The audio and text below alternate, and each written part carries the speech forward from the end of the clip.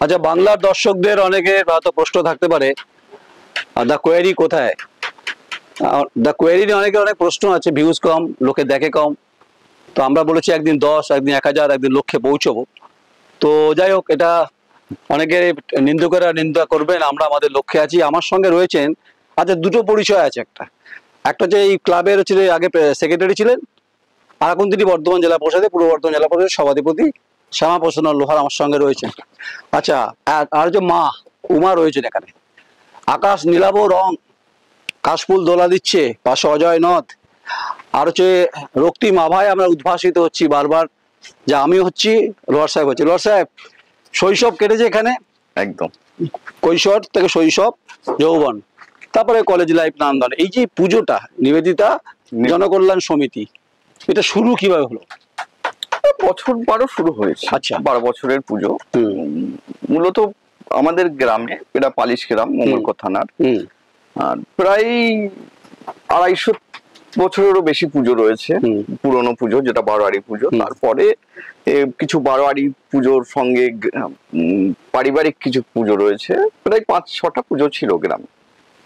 তো এখন সেটা বেড়ে প্রায় 10-12টার মতো এসেছে পুজো। তো তার মধ্যেই 2000 প্রায় ধরুন 12-13 সাল নাগাদ এটা প্রতিষ্ঠা হয়, চলে আসছে, সেই থেকে পুজো হয়। মানে 2012 মানে আপনার তখন ভরা যৌবন, তখন প্রেমও ছিল আপনার তখন। এখন আপনাকে সভাধিপতি হিসেবে ট্রিটমেন্ট করছেন না, কিন্তু আপনি একজন ক্লাবের প্রাক্তন সেক্রেটারি, পোস্টটা তো আছেই গুরুত্বপূর্ণ, কিন্তু আচ্ছা আসুন দেখি আমরা। আপনি আমাকে একটু দেখান এই থিম গুলো, এটা করে এখান থেকে শুরু করুন। এখনো এখান থেকে শুরু করুন। এটা হচ্ছে এই থিমটা, এটা ওখান থেকে শুরু করতে, আচ্ছা ওখান থেকে শুরু করতে হবে। মূলত এখনো কমপ্লিট হয়নি, কাজ চলছে। এটা মূলত তুলে ধরা হচ্ছে নাবালিকা বিবাহ রোধের। বেশ, বিশেষ করে এখন আমাদের জেলায় পূর্ব বর্ধমানে বড় সমস্যা দেখা যাচ্ছে, বিশেষ করে যদি বলি এরিয়া ভিত্তিক, কেতুগ্রাম, মঙ্গলকোট এবং কাটোয়ার কিছু এলাকায়, এই এলাকায় নাবালিকাদের বিয়ে দেওয়ার একটা প্রবণতাটা বেশি রয়েছে, যেখানে পশ্চিমবঙ্গ সরকারের মাননীয় মুখ্যমন্ত্রী বিভিন্নভাবে সহযোগিতা করছেন স্বাবলম্বী করার। বর্ধমান জেলা প্রশাসন, জেলা পরিষদ কাজ করে যাচ্ছে। তো তার সঙ্গেও বিভিন্ন সময় দেখা যায় যে নাবালিকা মেয়েরা তার পছন্দের ছেলেকে বিয়ে করে নেয়, কখনো বাড়ির অমতে চলে যাচ্ছে, আবার কখনো হচ্ছে কি তার বাবা মারাই, গার্জেনরাই দিচ্ছে বিয়ে। তো সেই ব্যাপারে সজাগ করার জন্য এই উদ্যোগ আমাদের। মূলত এটা নাবালিকা যে বিবাহ, সেখানে রোধ করার জন্য এখানে পুলিশ প্রশাসন এসেছেন, এবং পাশে এখানে এদিকটা হচ্ছে সতর্ক করা হচ্ছে। পরবর্তী ক্ষেত্রে দেখা যাচ্ছে যে সেই নাবালিকা বিয়ের পরে কি পরিণত হয়, এই যে দেখছেন বাসন মাজার থেকে অত্যাচার, সাংসারিক শ্বশুর শাশুড়ির অত্যাচার, সেটা যেমন তাকে ভোগান্তি করতে হয়, তার পরবর্তীতে তার স্বামীর অত্যাচার, ডান্ডা ধরে সেই নাবালিকা মায়ের উপর অত্যাচার হচ্ছে, কারণ তার না সেই রকম পড়াশোনা ভাবে পরিপক্ক হতে পেরেছে, না সামাজিক ভাবে তার কোনো প্রতিষ্ঠা লাভ করতে পেরেছে, যার ফলে সে পুরোটাই সংসারের উপর নির্ভরশীল। তো অত্যাচারের মাত্রা তো তাকে সহ্য করতে হবে। এই জন্যই এই থিমটা তুলে ধরেছে ক্লাবের সদস্যরা। পরবর্তী ক্ষেত্রে যদি আমরা এদিকে আসি, এদিকে দেখুন, দেখা যাচ্ছে যে পাঠশালায় পড়াশোনা করছে আমাদের বাচ্চা মেয়েরা। আচ্ছা, এখানে পড়াশোনা করছে, পড়াশোনার দৃশ্যটা তুলে ধরা হয়েছে। পরবর্তী ক্ষেত্রে বাবা মা ছাইয়া দিচ্ছে স্কুলে, এখানে কন্যাশ্রী মেয়েরা আমাদের স্কুলে যাচ্ছেন, এবং সেক্ষেত্রে আমরা আমাদের মাননীয় মুখ্যমন্ত্রী পশ্চিমবঙ্গ সরকারের যে পোশাক দিয়েছেন, সেই পোশাকে এখানে পড়ানো হয়েছে। দেখুন ওখানে রয়েছে, এবং স্কুল যাওয়ার পরে এরা স্বাবলম্বী হচ্ছে, এক দিকে স্বাবলম্বী হচ্ছে, প্রতিষ্ঠা পেয়ে এটা তুলে ধরার চেষ্টা করা হচ্ছে যে কম বয়সে বিয়ে না করে যদি তারা লেখাপড়া শিখে নিজে স্বাবলম্বী হয়। দেখুন, কেউ এখানে আর্মি অফিসার হয়েছে, কেউ উকিল হয়েছে, কেউ ডাক্তার হয়েছে, এই দৃশ্যটা তুলে ধরা হচ্ছে। এবং এখানে দেখা যায় একজন পুলিশ অফিসার হয়েছে, আইপিএস অফিসার হয়েছে। তো এই দৃশ্যটাকে তুলে ধরা হচ্ছে যে নাবালিকাদের এবং তার পারিবারিক গার্জেনদের উদ্দেশ্যে বলা আমাদের কমিটির তরফ থেকে, যে আপনারা কন্যা সন্তানদের লেখাপড়া শেখান, স্বাবলম্বী করুন, 18 বছর পরে বিয়ে দিন, এটাই আমরা অনুরোধ করছি সকল বর্ধমান জেলাবাসীকে ক্লাবের তরফ থেকে। আচ্ছা, আমরা একটু বাইরে যাই, রোদটা একটু নিই। আশ্বিন মাসে রোদ চটচট করবে, ঘামবেন, আমিও ঘামবো। আমরা শহর অঞ্চলের মানুষ, আপনি গ্রামে বড় হচ্ছেন। গ্রামের সভ্যতা খুব গুরুত্বপূর্ণ, কারণ গ্রামকে ঘিরেই তো শহর, তারপর নগর, তারপর সভ্যতা, অনেক কিছু। তো গ্রাম বিকাশে গুরুত্বপূর্ণ। আপনি সিট দ্বারা রয়েছেন, যেহেতু আপনি একটা অনেক বড় পোস্টে আছেন। তো এই হচ্ছে বেশ একদম আশ্বিনের রোদ, আমাকেও প্রজ্বলিত করছে, আমার লোয়ার সাহেবকেও, অর্থাৎ শ্যামাপ্রসন্ন লোয়ার সাহেব। একটু এদিকে ঘুরে দাঁড়ান ক্যামেরার দিকে। দুজনে কি উদ্ভাসিত করছে সূর্যের আলোতে, রক্তিম আবারই, এখন সূর্য মোটামুটি মধ্য গগনে। তো এই হচ্ছে বর্ধমানের কার্জন গেট। আচ্ছা, লর্ড কার্জনকে মনে নিশ্চয়ই মনে রাখা উচিত। ওরা লোয়ার সাহেব বলে দিক, ইতিহাসটা উনি ভালো বলতে পারেন, আমরা জানি। আপনি বলুন, আপনি অভিজ্ঞ। বর্ধমানে যখন মহারাজ বিজয়চাঁদ মাহাতাব, তখন তিনি বর্ধমানে মহারাজ, রাজত্বকাল চলছে, একদিকে ব্রিটিশ সাম্রাজ্যবাদ, ব্রিটিশ শাসন ব্যবস্থা, লর্ড কার্জন তখন বাংলার বড়লাট, মানে বাংলা বিহার উড়িষ্যা বড়লাট। তাকে অভ্যর্থনা ও অভিনন্দন জানাবার জন্য এই বিজয় তোরণ তৈরি হয়েছিল, মানে কার্জন গেট তৈরি হয়েছিল, তার নামে কার্জন গেট। প্রয়াত ভোলা সেন 78 সালে যখন পূর্তমন্ত্রী ছিলেন, তখন তিনি সেটাকে রিকনস্ট্রাকশন করেন। রাজারা খাঁচাটা বানিয়েছিলেন ঠিকই, কিন্তু এখন দক্ষিণে বিধায়ক কিছু রংচং করেছেন। এই তোরণের ইতিহাস অনেকটা আমারও আছে, লর্ড সাহেবের আছে, কারণ প্রত্যেকের জীবনে কার্জন গেটের ভূমিকা রয়েছে, তাই তো নাকি? বাজার বলুন, প্রেম বলুন, কলেজ বলুন, আপনি বলুন না, আপনি একাই তো বলে যাচ্ছি, বিশ্ববিদ্যালয় বলুন, সব আছে। এবার আপনি বলুন কার্জন গেটটাকে দিয়ে একটা রোমন্থন ব্যাপার আছে তো, আপনার কি আছে? আমরা যেমন গ্রাম থেকে যখনই শহরে গিয়েছি, বর্ধমান শহরে, আমাদের পরিচিতির জায়গা হচ্ছে খুঁজে পাবো কিভাবে, যে কার্জন গেটের সামনে এসো, বা কার্জন গেট থেকে ডান দিকে যাবে, কার্জন গেট থেকে বাঁ দিকে গেলে কোর্ট, মানে একটা আমাদের নিদর্শন দেখায় যে কোন পরিচিতির জায়গা, যেটা বর্ধমানের কোন রুটে কোন দিকে যাবো সেটা আমরা নির্ধারণ করি। বিশেষ করে যারা অজপাড়া গ্রাম থেকে যাই শহরে, কার্জন গেটটাকে দেখে আমরা শনাক্ত করি, মানে ওখানে এসে দেখা করবো। যাই হোক, আমি জানতে চাইছি না, আমি আগের দিন এই প্রশ্ন বিজেপি রাজ্য সভাপতিকে করেছিলাম প্রেম নিয়ে, উনি পাস কাটিয়ে গেছেন, আমি এটাতেও পাস কাটাবো, এটা উচিত না। আচ্ছা, লোয়া সাহেব ভেতরে যাই নাকি এবার? তো শৈশবের দুর্গাপুজো, তারপর বেড়ে যখন উঠলেন আস্তে আস্তে, শারদীয়া পড়ার একটা বিরাট হচ্ছে আকর্ষণ, আমরা কি এখানে দাঁড়াবো? আমি শারদীয়া পুজো একটা দেখুন আলাদা শিহরণ জায়গা। বাড়িতে আমাদের শিউলি গাছ ছিল, শিউলি ফুল পুরনো পাড়ার, পাশের পাড়ার অনেকে আসতো আমাদের বাড়িতে, ভিড় করতো। ফুল চুরি করতেন ছোটবেলাতে? হ্যাঁ, ফুল তো আমাদের বাড়িতেই হতো, আমাদের বাড়িতেই শিউলি গাছ ছিল। না না, বলছি ছোটবেলা ফুল চুরি আমরাও করেছি। হ্যাঁ, ও তো মহালয়ার দিন, মহালয়ার দিন।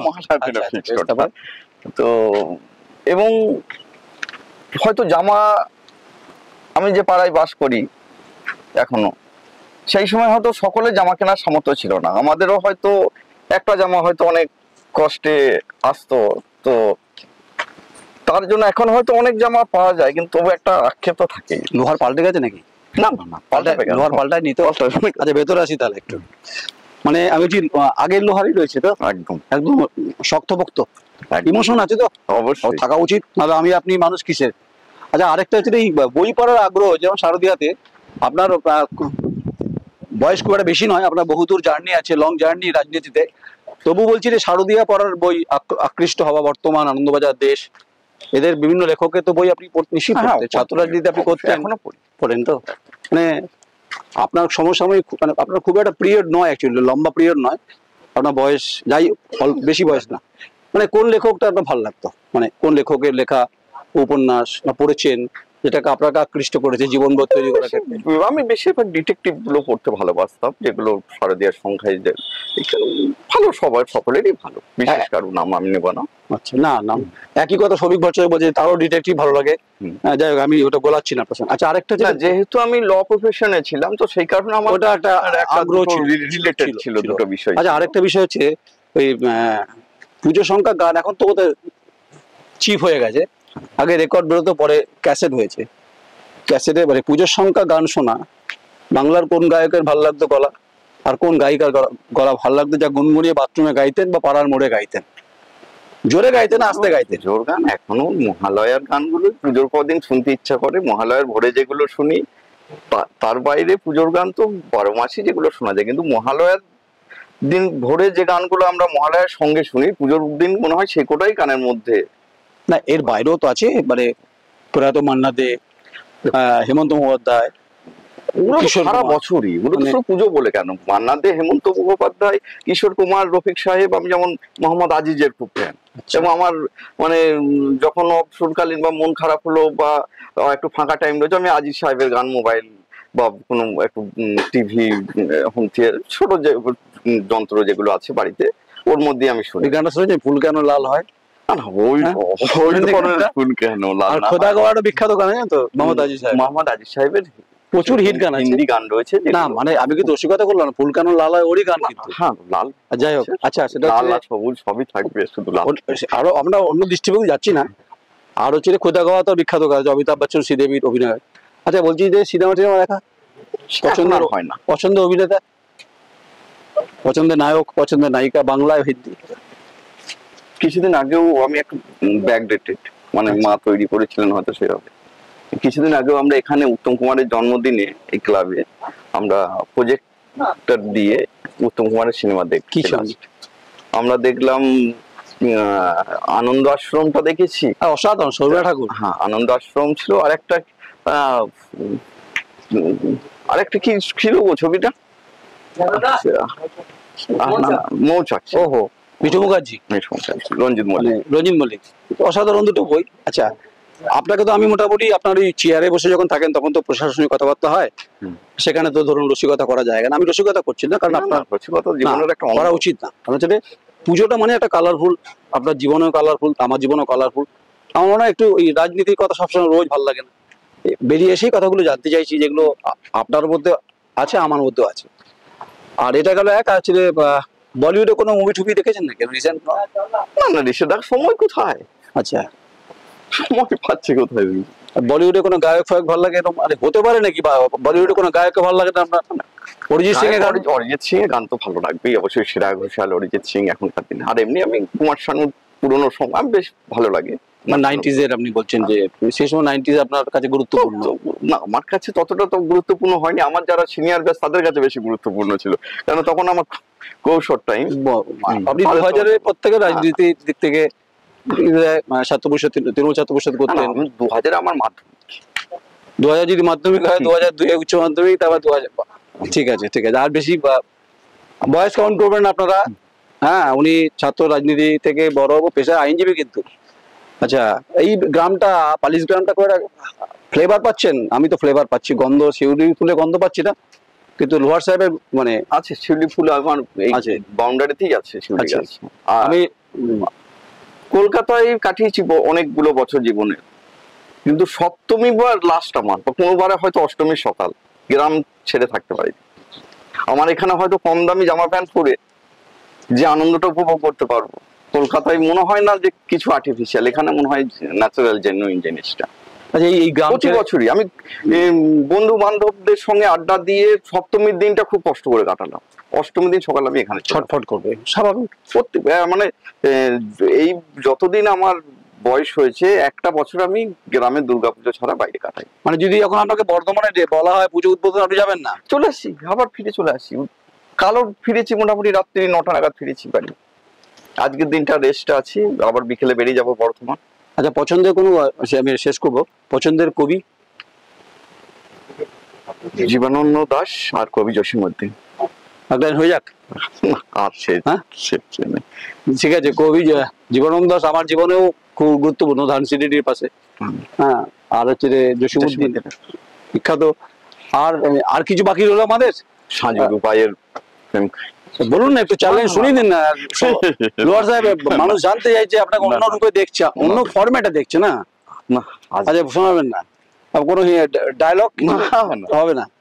अच्छा भाई लोग, मैं हिंदी में कुछ बात कहना भी चाहता हूँ, इसे कारण नहीं है जे श्यामा प्रसन्न लोहार जहाँ पर बात है वो तो पहली जिला परिषद के अध्यक्ष में।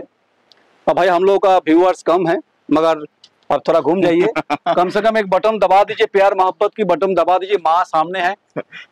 अरे हम पूरा देश भर घूमते भी हैं, चाहे कश्मीर हो, चाहे दिल्ली हो, चाहे झारखंड हो, तो पालिशग्राम में आके हिंदी में बात बता रहा हूँ। मैं हिंदी जानता भी हूँ, बोलता भी हूँ। আপনারা আনন্দ উপভোগ করবেন। বাল্য বিবাহের অসাধারণ থিম, তা নিয়ে কোনো সন্দেহ নেই। তা আমাকে আকৃষ্ট করেছে, আমার দর্শকদের আকৃষ্ট করবে।